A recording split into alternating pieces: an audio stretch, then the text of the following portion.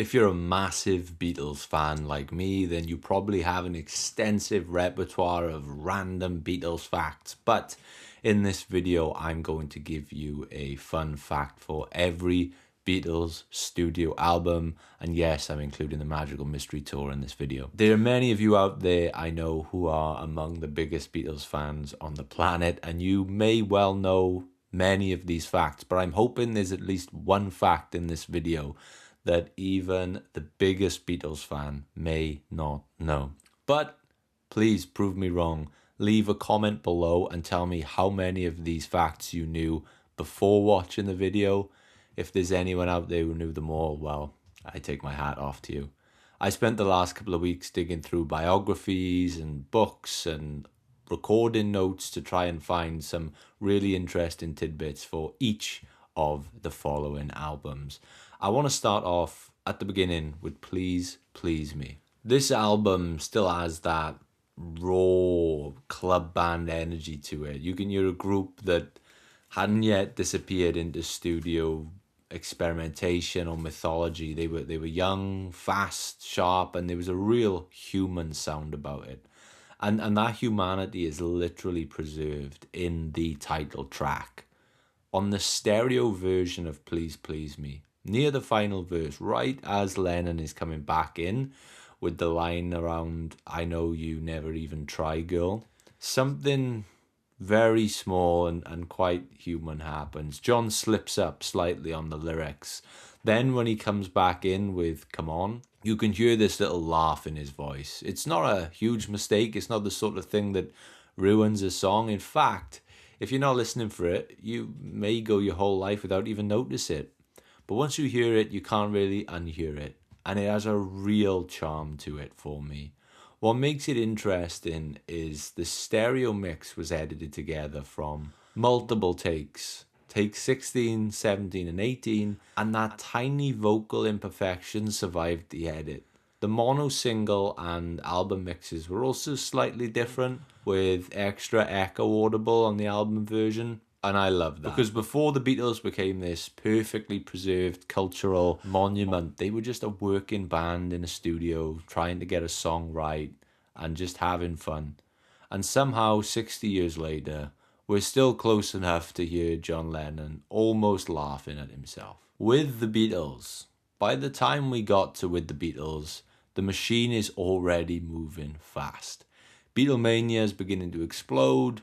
The schedule is ridiculous. The band are recording, performing, traveling, smiling for the cameras, and somehow still expected to keep producing new material. And hidden inside this album is a very important first. George Harrison's first Beatles songwriting credit. The song is Don't Bother Me, and the story behind it is almost perfectly George. In August of 1963, the Beatles were performing a run of shows in Bournemouth. George was unwell, run down, and told to stay in his bed at the Palace Court Hotel. So while the others were busy, he sat there with a guitar and decided to see if he could write a song. That's all it was at first, a songwriting exercise, an experiment.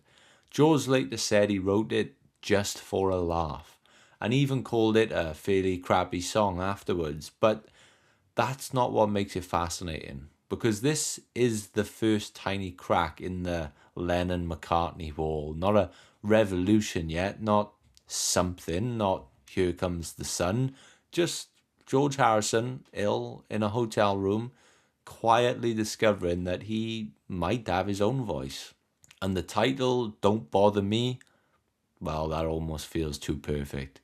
The first George Harrison song released by the Beatles begins with him basically saying, "Leave me alone." A Hard Day's Night might have one of the best titles in music history, partly because it sounds like it shouldn't work, and that's because it came from none other than Ringo Starr. Ringo had this habit of coming out with strange little phrases, not jokes exactly, more accidental poetry, if you will. He would say something slightly wrong and the others would immediately notice that there was something brilliant about it. After a long day of filming and working into the evening, Ringo apparently said something like, "Man, it's been a hard day's night," which makes no grammatical sense at all, but it still kind of feels right. That was the genius of it.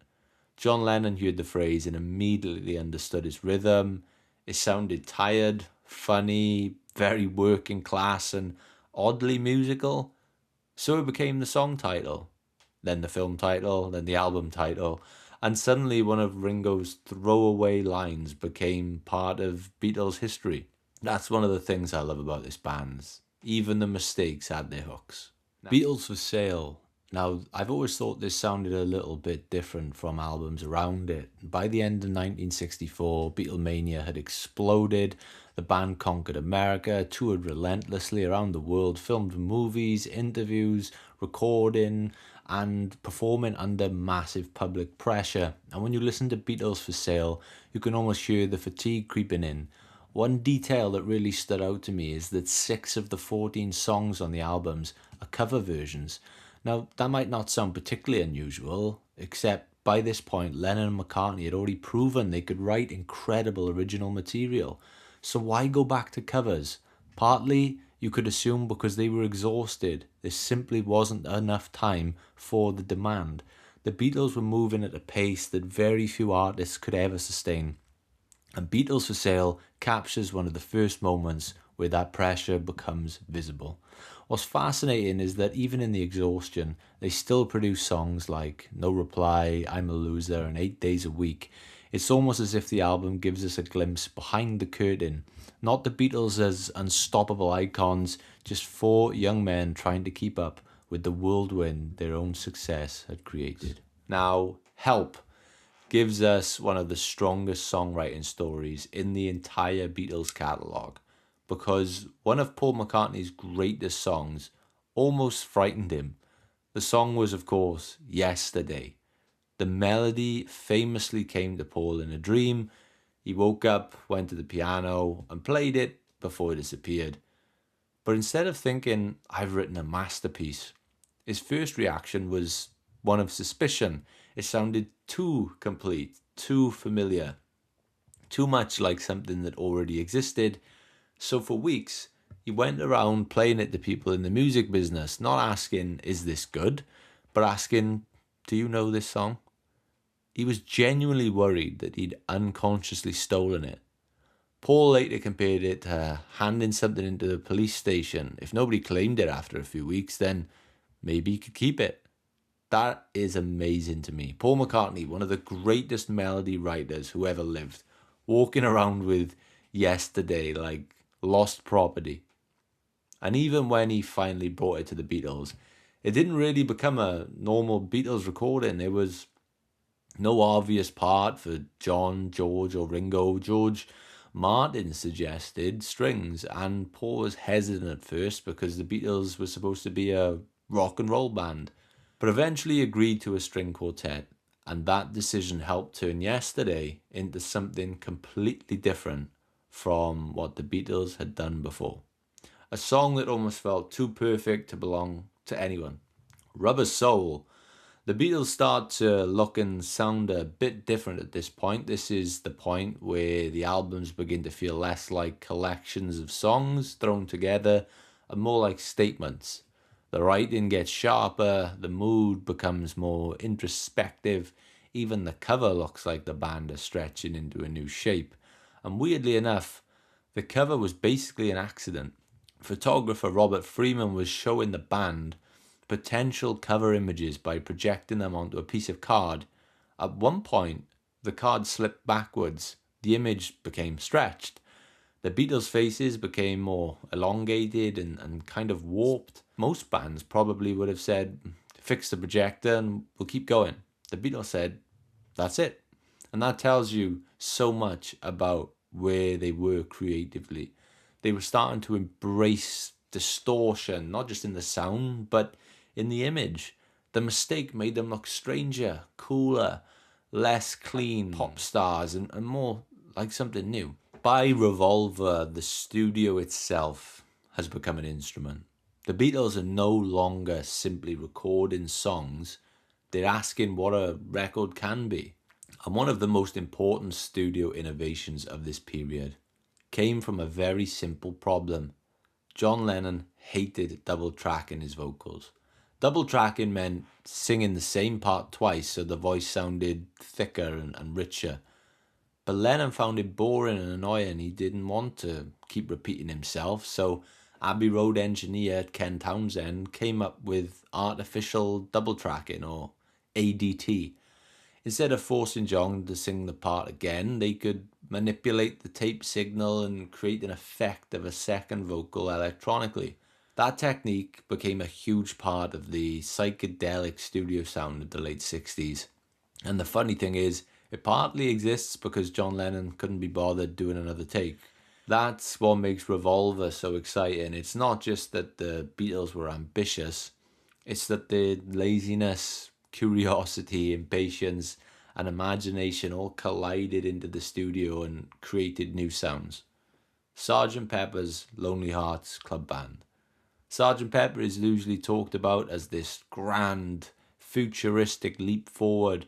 The concept, the costumes, the cover, the studio experimentation, but one of its most famous songs actually reaches backwards. When I'm 64 was something Paul McCartney had been playing around with since he was a teenager. He wrote the early version when he was 14. That means one of the songs on the Beatles' most famous experimental album began before the Beatles as we knew them even existed, before the screaming crowds, before America, before the psychedelic mythology. It began with a teenage Paul McCartney imagining old age from the impossible distance of youth. And that's why the song works. It's nostalgic and futuristic at the same time. A young man pretending to be old, placed inside an album where the Beatles are pretending to be another band. It's a song about time, hidden inside an album that feels completely outside it. Magical Mystery Tour. And I can already feel the comments about whether this is considered a studio album to you or not, but I'm going to include it anyway. The Magical Mystery Tour is what happens when imagination starts spilling everywhere. And nothing captures that better than I Am the Walrus. John Lennon wanted the song to sound almost unreal, almost like it had been transmitted from somewhere else. So the recording is packed with strange textures, distorted vocals, chanting, laughter, and this general feeling that the song is melting as it plays. But the wildest detail comes at the end. During the mixing, a live radio broadcast was fed into the track. The broadcast happened to be Shakespeare's King Lear. And so when you hear those strange vocals buried in the fade out of I Am the Walrus, you're hearing a random piece of Shakespeare captured from the airwaves and trapped inside a Beatles song forever. This is such a 1967 Beatles thing to do. Not sample a record, not recreate it, just turn on a radio, find some Shakespeare and decide that, yep, this belongs in a pop song. The White Album. It's messy, it's brilliant, it's difficult, it's funny, it's angry, it's beautiful. It's all over the place and it's all of these things.